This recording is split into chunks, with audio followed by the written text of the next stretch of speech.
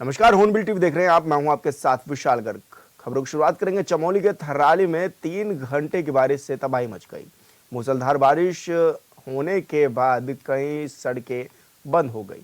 बता दें कि थराली देवाल मोटर मार्ग पर थराली रामलीला मैदान के पास सिपाही गदेरे से आए मलबे की चपेट में 2 वाहन भी आकर क्षतिग्रस्त हो गए, जबकि कर्णप्रयाग ग्वालदम राष्ट्रीय राजमार्ग भी नासिर बाजार के पास अवरुद्ध हो गया।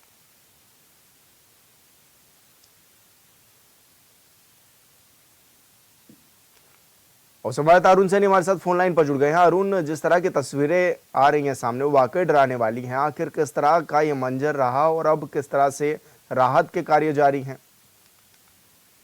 बिल्कुल विशाल, कल जिस तरीके से बारिश हुई है और पर्वतीय क्षेत्रों में भारी बारिश देखने को भी मिली है और इसी के साथ साथ ही जो है ओलावृष्टि भी कई क्षेत्रों में देखने को मिली, जिसके बाद जो है बागेश्वर की बात करें या फिर थराली की बात हो तो काफी ज्यादा नुकसान जो है वो देखने को भी मिला है। और थराली में जो बारिश हुई जिसमें कि 2 वाहन जो मलबे में भी दब गए, जिस तरीके से मलबा आया बारिश होने के कारण।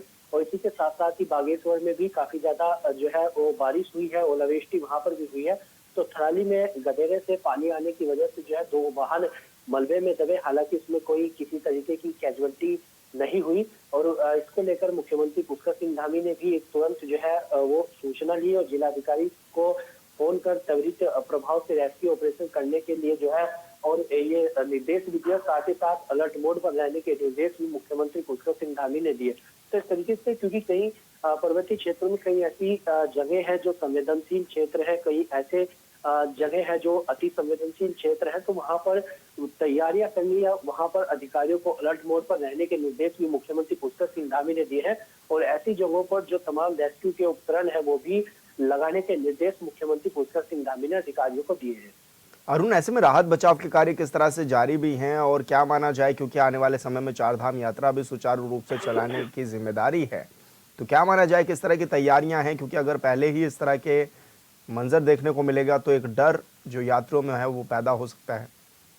बिल्कुल विशाल, देखिए इसमें उत्तराखंड विषम भौगोलिक परिस्थितियों वाला प्रदेश है और इस तरीके से जब मौसम खराब होता है या बारिश होती है तो इस तरीके की घटनाएं जो है वो देखने को भी मिलती है। लेकिन उसके बाद ऐसी घटनाओं पर तुरंत कार्यवाही भी होती है और रेस्क्यू ऑपरेशन भी चलाया जाता है। इन दोनों वाहनों को जो है रेस्क्यू कर लिया गया और ऐसे में अब उस जगह को वहां पर ठीक करने का काम भी जो है वो शुरू हो चुका है। तो ऐसे में आने वाले समय में 4 धाम यात्रा भी चलेगी और इस तरीके से जो भी सड़कें हैं जहाँ पर जिस तरीके से मैंने बताया जो संवेदनशील और अति संवेदनशील क्षेत्र है वहां पर तमाम तैयारियां करने के निर्देश भी मुख्यमंत्री पुष्कर सिंह धामी ने अधिकारियों को दी है। और आगे इस तरीके से और भी तैयारियां देखने को मिलती है और तमाम चीजें देखने वाली होंगी। बिल्कुल अरुण, आप बने रहिए हमारे साथ।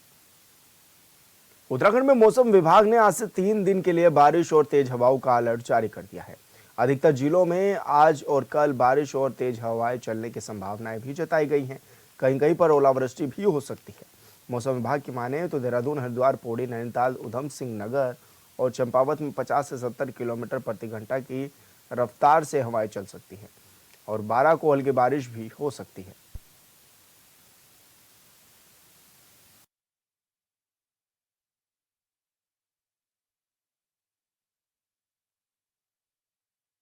दस तारीख को तो जो एक्टिविटी है वो प्रदेश में बढ़ेगी। तो आप ये कह सकते हैं कि हिल्स में अनेक जगहों तक में ये एक्टिविटी रहने वाली है, हल्की से मध्यम तक रेन थंडरस्टॉर्म की। और प्लेन्स में भी बात करें, मैदानी क्षेत्रों में भी, तो वहाँ पर भी कहीं कहीं पर कल वो मिलेगी। तो इसमें जब आप 11 तारीख में जा रहे हैं तो वो और भी एक्टिविटी मैं कहूँगी कि ज़्यादातर जगहों में, अनेक स्थानों में, अधिकांश स्थानों में वो मिलने वाली है एक्टिविटी रेन थंडरस्टॉर्म की 11 तारीख को। और जहाँ हल्की से मध्यम बारिश मिलेगी इस दौरान रेन थंडरस्टॉर्म के साथ, उसके साथ आप देखेंगे कि जो थंडरस्टॉर्म की वजह से तेज हवाएं, विशेषकर जो हमारे मैदानी क्षेत्र के डिस्ट्रिक्ट है, चाहे 10 में देखें या 11 में भी देखें, जिसमें हरिद्वार है, उधम सिंह नगर है, फिर देहरादून, इसी तरह पौड़ी, नैनीताल, तो इनके जो भी मैदानी क्षेत्र हैं इन डिस्ट्रिक्ट्स में, तो और इसी तरह चंपावत डिस्ट्रिक्ट में भी, तो यहाँ पे झक्कड़ भी जो कहीं कहीं पर, जिसमें हवा की गति अगर 10 तारीख को देखेंगे तो 50 से 60 किलोमीटर प्रति घंटा की स्पीड इन एरियाज में कहीं कहीं पर मिलनी चाहिए।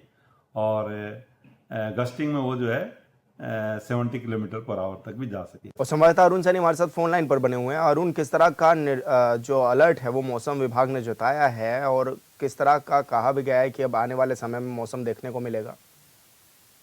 तो बिल्कुल विशाल, देखिए मौसम विभाग के द्वारा अलर्ट जारी किया गया है और आज, कल और 12 तारीख को 3 दिन का अलर्ट मौसम विभाग के द्वारा जारी किया गया है, जिसमें कि आज और कल पर्वतीय क्षेत्रों में भारी बारिश देखने को मिल सकती है, तो वही मैदानी जनपदों में मध्यम बारिश के आसार जो है वो जताए गए हैं और जो ऊंचाई वाले क्षेत्र है वहां पर ओलावृष्टि के आसार भी मौसम विभाग के द्वारा जताए गए हैं। और जिस तरीके से बीते कल की बागेश्वर और चमोली के थराली में भी बारिश जो हुई उसमें वो देखी भी गई किस तरीके से वहां पर ओलावृष्टि भी हुई और काफी बारिश भी देखने को मिली, जिससे थराली में काफी नुकसान जो है वो हुआ। तो ऐसे में अब आज और कल मौसम कैसा रहेगा ये देखने वाली बात होगी। और इसी के साथ साथ ही जो है 50 किलोमीटर से लेकर 70 किलोमीटर प्रति घंटे की रफ्तार से तेज हवाएं चलने का अनुमान भी मौसम विभाग के द्वारा लगाया गया है, जिसमें कि हरिद्वार, उधम सिंह नगर, नैनीताल और देहरादून, चंपावत, इन जनपदों में तेज हवा चलने की आशंका मौसम विभाग ने जताई है। तो ऐसे में अब आने वाले दिनों में मौसम और भी कैसा रहेगा, इसके साथ साथ ही यात्रा को लेकर के भी क्योंकि तैयारियां चल रही है, तो उसके दृष्टिगत भी और क्या कुछ तैयारियां की जाती है, तमाम चीजें देखने वाली होंगी। अरुण, लोगों से किस तरह से अनुरोध भी किया जा रहा है, किस तरह से सतर्कता भी बरतें, वो क्या कुछ दिशा निर्देश भी दिए जा रहे हैं? जी बिल्कुल विशाल, देखिए लोगों से भी अपील की गई है कि वो किसी प्रकार की जो है ऐसी जगहों पर जाने से बचे।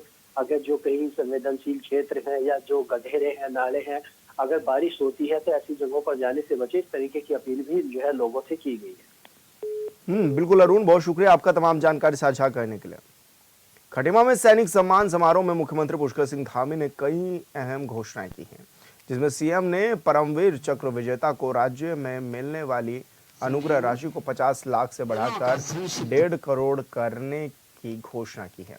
वहीं सीएम ने कहा है कि शहीद सैनिकों की वीरांगनाओं और पुत्रियों को ड्रोन दीदी के रूप में रोजगार परक प्रशिक्षण भी दिया जाएगा और 60 साल से ज्यादा उम्र वाली वीरांगनाओं और पूर्व सैनिकों को इस बार राज्य सरकार बद्रीनाथ धाम की निःशुल्क यात्रा कराएगी। साथ ही सीएम ने मोहम्मदपुर फूडिया गांव का नाम बदलकर पुलवामा में बलिदान देने वाले शहीद वीरेंद्र राणा के नाम पर रखने की भी घोषणा की है। सांसद श्री अजय भट्ट जी के साथ वीरांगनाओं और पुत्रियों को ड्रोन दीदी के रूप में रोजगार परक प्रशिक्षण दिया जाएगा। मैं इसकी आज यहाँ से घोषणा करता हूँ कि उनको ड्रोन दीदी बनाया जाएगा, जो आदरणीय प्रधानमंत्री जी की पूरे देश के अंदर योजना चल रही है। 60 वर्ष से ज्यादा बुजुर्ग एवं पूर्व सैनिकों एवं उनकी पत्नियों एवं पूर्व सैनिक विधवाओं और वीर नारियों को राज्य सरकार द्वारा निःशुल्क बद्री धाम यात्रा भी कराई जाएगी। मैं आज इस अवसर पर यह भी घोषणा करता हूं और साथ में परमवीर चक्र विजेता को उत्तराखंड सरकार की तरफ से 1 करोड़ 50 लाख रुपए का जो सम्मान है वो सम्मान दिया जाएगा। हमारा ये मोहम्मदपुर भुड़िया, जहां पुलवामा शहीद का गांव है, शहीद वीरेंद्र सिंह राणा के नाम से किया जाएगा, इसकी मैं घोषणा करता हूं। ऐसे ही नानकमता क्षेत्र में मोहम्मदगंज है, वह भी गुरु गोविंद सिंह नगर के रूप में उसको किया जाएगा।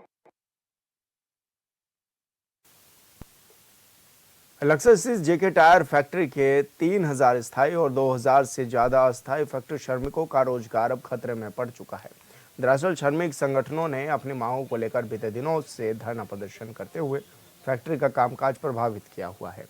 वहीं उत्पादन ठप होने से कंपनी ने अपने वर्क ऑर्डर यानी टेंडर भी वापस लेने शुरू कर दिए हैं, जिसके चलते औद्योगिक प्रबंधन की ओर से फैक्ट्री पर तालाबंदी की भरपूर संभावना जताई जा रही है।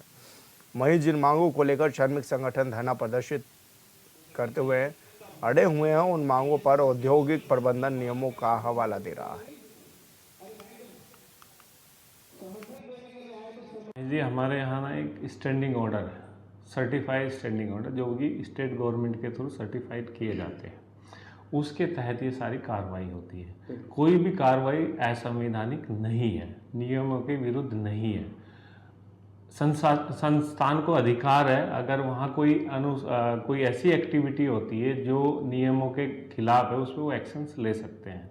तो आज जो भी सस्पेंशन और टर्मिनेशन हुए उनको पूरा अधिकार है, वो कोर्ट में जा सकते हैं इस ऑर्डर के खिलाफ। लेकिन जो भी ये कार्रवाई है बिल्कुल प्योर संवैधानिक कार्रवाई है, इसमें कोई भी ऐसा कोई कार्रवाई नहीं की गई है जो खबरों में आगे बढ़ेंगे। उत्तराखंड में जल्द ही चारधाम यात्रा शुरू होने जा रही है, जिसको लेकर तैयारियां जोरों शोरों से जारी है।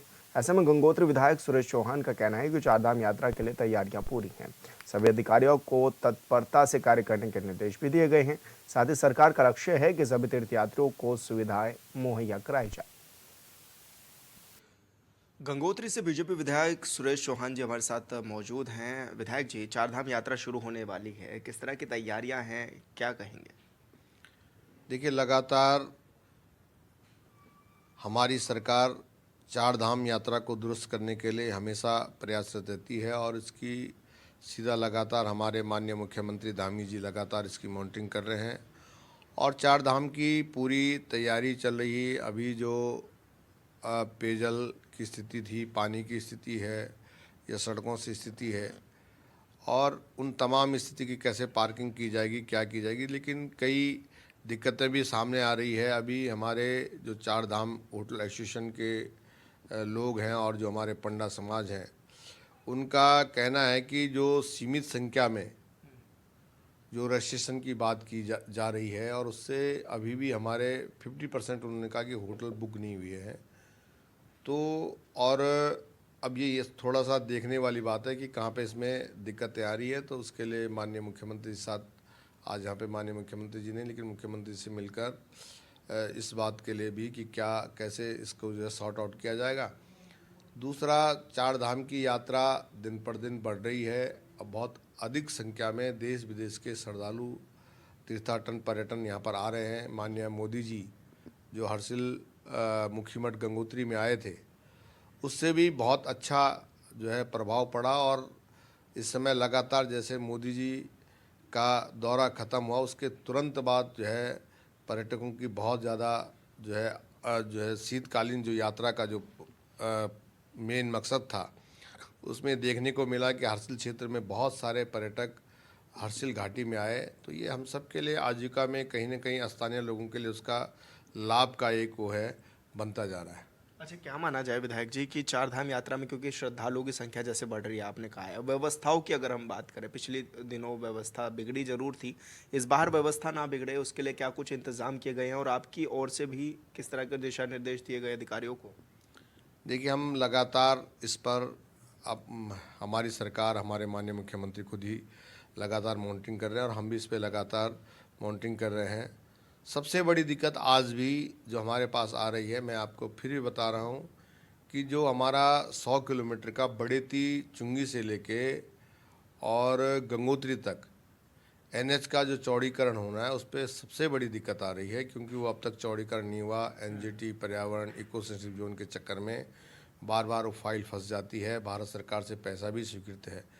तो उस सड़क का चौड़ीकरण होना बहुत नितांत आवश्यक है क्योंकि तत्कालीन फौरी तौर पर कुछ नहीं किया, लेकिन फिर भी यात्रा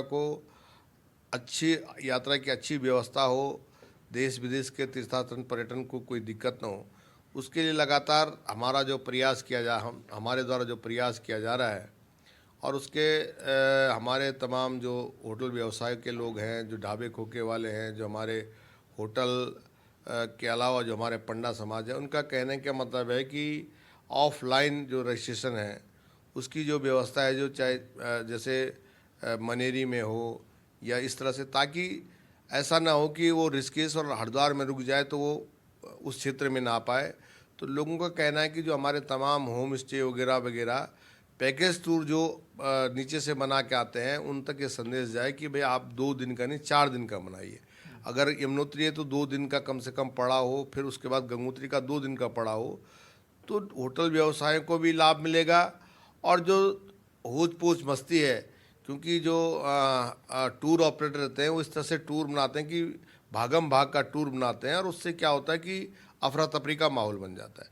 तो एक तो ये संदेश देने का हम पूरा प्रयास करेंगे, माननीय मुख्यमंत्री जी इस विषय को रखेंगे कि जो हमारा टूर ऑपरेटर जो हमारे तमाम तीर्थाटन पर्यटन को लेकर आता है, वो कम से कम 4-5 दिन का गंगोत्री और यमुनोत्री का पैकेज बना के आए। ताकि ये ना हो कि वो सोचे कि मैं यमुनोत्री पहुंचूं और यमुनोत्री से चलूं और सीधा गंगोत्री पहुंचूं, तो उससे क्या होता कि भाई जाम की स्थिति भी बनेगी। दूसरी बात, जो तीर्थाटन और जो पर्यटन आएगा उसको भी असुविधाओं का सामना करना पड़ेगा। अगर उस व्यवस्थित यात्रा का अगर अपना एक टूर पैकेज बनाता है जो टूर ऑपरेटर है, तो कहीं भी किसी भी तीर्थाटन पर्यटन को दिक्कत नहीं होगी। तो इसलिए ज़्यादा होच पोच मस्ती है, क्योंकि जहाँ 4-5 दिन लगते हैं वहाँ वो सोचते हैं कि हम 2 दिन में गंगोत्री यमुनोत्री कर लें, की यात्रा कर लें, तो उससे बड़ी होच पोच की स्थिति रहती है। तो हम ये चाहेंगे कि इस पे भी ये संदेशा जो है सरकार की तरफ से जाएगा, और इसमें भी कहीं ना कहीं जो हमारे होटल व्यवसाय अभी कह रहे हैं कि हमारे 50% रजिस्ट्रेशन जो है ऑनलाइन हुए हैं और 50%, जबकि हमारे होटल अभी भी खाली पड़े हुए। तो जगह जगह लोगों ने होम स्टे खोल दिए, तो लोग अगर आए तो यात्रा के साथ घूमें भी, ऐसा नहीं कि खाली जो है भागम भाग गंगोत्री यमुनोत्री जाएं और दर्शन करें और चले जाएं। हमारा कहने का मतलब वो बिल्कुल अगर एक सुव्यवस्थित यात्रा करेंगे तो हमें कहीं जो पिछली बार जो अव्यवस्था की थोड़ी बहुत जो जाम का जो सिलसिला बना था वो नहीं बनेगा। अच्छा विधायक जी, क्योंकि आपदा के दृष्टिगत भी थोड़ा संवेदनशील एरिया है आपका, उसके लिए अधिकारी किस तरह से तत्परता पे रहेंगे, किस तरह से काम जारी रहेगा ताकि आपदा की स्थिति ना हो, या फिर जैसे भूस्खलन कई बार आ जाता है सड़कों पर, तो वो ना आए, उससे निपटा जा सके? देखो, साफ BRO को, PWD को, क्योंकि मेन तो जो गंगोत्री हाईवे है वो BRO के पास है, और इधर से जो है कहीं कोई हिस्सा बीच का PWD के पास, इस तरह अलग अलग बंटे हुए हैं। तो उनको भी साफ निर्देश किए गए हैं, और उनके द्वारा भी JCB मशीन, पुकलैंड मशीन, जो ऐसे पॉइंट हैं उनको चिन्हित करने के लिए कहा गया है कि उन पॉइंटों को चिन्हित किया गया है जो अचानक टूट जाता है पहाड़ में, तो कहीं पे भी अचानक जो है लैंडस्लाइड हो जाता है और बहुत बड़ी दिक्कत आती है। तो उसके लिए JCB पुकलैंड मशीन के लिए भी BRO को और तमाम विभागों को निर्देशित किए गए हैं कि सड़क बंद न रहे, जहाँ पे डेंजर पॉइंट है वहाँ पे उनको जो है चिन्हित कराया गया है। इसी तरह से जो हमारे PRD के जवान हैं उनको भी डेंजर पॉइंटों पर, जहाँ जहाँ पर जाम की स्थिति खराब होती है, पुलिस को वहाँ पे उस तरह की व्यवस्था, क्योंकि अतिरिक्त वहाँ पे PRD के जवान चाहिए, होमगार्ड के जवान चाहिए, पुलिस की व्यवस्था चाहिए। क्योंकि जो हमारा गंगनानी से लेकर और गंगोत्री तक जो है बड़ी स्थिति खराब है, तो उसको अच्छा करने के लिए पूरा प्रयास किया जाएगा। जो पिछली बार जो कमियां रहेगी तो उसको सुधारने के लिए पूरा प्रयास इस समय किया गया। सर, हॉर्नबिल टीवी से बातचीत करने के लिए तो गंगोत्री से विधायक हमारे साथ थे, जो कि तमाम विषयों पर हमारे साथ बातचीत कर रहे थे। हॉर्नबिल टीवी के लिए देहरादून से विशाल गर्ग। रुड़की में वक्फ बिल को लेकर बवाल मच गया है। मुस्लिम समाज के सैकड़ों लोग SDM चौक पर इकट्ठा हुए, जहां उन्होंने सरकार के खिलाफ मोर्चा खोल दिया। प्रदर्शनकारियों ने बिल को मुस्लिम विरोधी बताते हुए तुरंत वापस लेने की भी मांग की। इस आंदोलन को भारतीय किसान यूनियन बेदी का भी खुला समर्थन मिला है। वहीं माहौल गर्माता देख प्रशासन अलर्ट मोड पर आ गया है और कलियर की ओर बढ़ रही भीड़ को मौके पर ही रोक लिया गया है। एक प्रोटेस्ट होना था आज, तो आपने हमारी बात को माना है। आज यहाँ पर ये लोग इकट्ठा हुए, ज्ञापन के माध्यम से अपनी बात जहाँ ऊपर प्रशासन तक पहुँचाई जानी है। जॉइंट साहब ने ज्ञापन लिया है और आगे फिर उसमें जो भी आगे एक्शन लिया जाना है वो बड़े स्तर, उच्च स्तर की प्रक्रिया है। तो मैं थैंक्स बोलूँगा कि इन लोगों ने बात हमारी समझी, मानी। किसी भी प्रकार का कोई एजिटेशन या विरोध, मतलब अव्यवस्था वाली बात नहीं है। सर, कलियर में भी इकट्ठा होने का इनका प्लान? कलियर में नहीं था, वो कलियर में इन्होंने कॉल किया हुआ था संगठन ने, तो हमसे वार्ता करने के बाद ही इन्होंने ये स्थान चुना है। तो ज्ञापन के बाद उनका संपन्न हो चुका है और कलियर में किसी भी प्रकार का कोई भीड़ या वहाँ प्रदर्शन नहीं हुआ। मुस्लिम सेवा संगठन को भारतीय किसान बेदी राहुल बेदी का समर्थन था और है, और हमने कलियर का ऐलान किया हुआ है। राहुल बेदी जिस चीज़ का ऐलान करता है वहाँ तक पहुँचकर रहता है। शासन प्रशासन को मैं आपके माइक के माध्यम से बताना चाहता हूँ, या तो राहुल बेदी को शराफत से कलियर जाने दिया जाए। राहुल बेदी की आवाम वहाँ इंतजार कर रही है। हाँ, आज मुस्लिम समुदाय के कुछ संगठन द्वारा जो है वक्फ अमेंडमेंट बिल को लेकर जो है एक विरोध और धरना प्रदर्शन जो है वो किया गया है। उनके द्वारा जो है मुझे जो है एक ज्ञापन सौंपी गई है, जो कि उचित माध्यम के थ्रू जो है DM सर के थ्रू जो है अग्रतर जो है कार्रवाई है तो प्रेषित की जाएगी। इसमें मेन जो संशोधन के कुछ बिंदु हैं वक्फ अमेंडमेंट के, उसके विरोध में जो है एक धरना प्रदर्शन जो है आज किया गया। संसद में काला कानून पास हुआ है, उसके विरोध में आज हम यहाँ इकट्ठे हुए हैं। हमारी अपील है कि कानून वापस होना चाहिए। सरकार अपने आप को मुस्लिमों के हितैषी बताती है। हम मानते हैं कि सरकार ने आज तक भी ऐसा कोई काम नहीं किया जिससे हम ये बता पाएँ कि हकीकत में सरकार मुस्लिमों की हितैषी है। सरकार और फिलहाल इस बुलेटिन में इतना ही। आप देखते रहिए हॉर्नबिल टीवी। नमस्कार।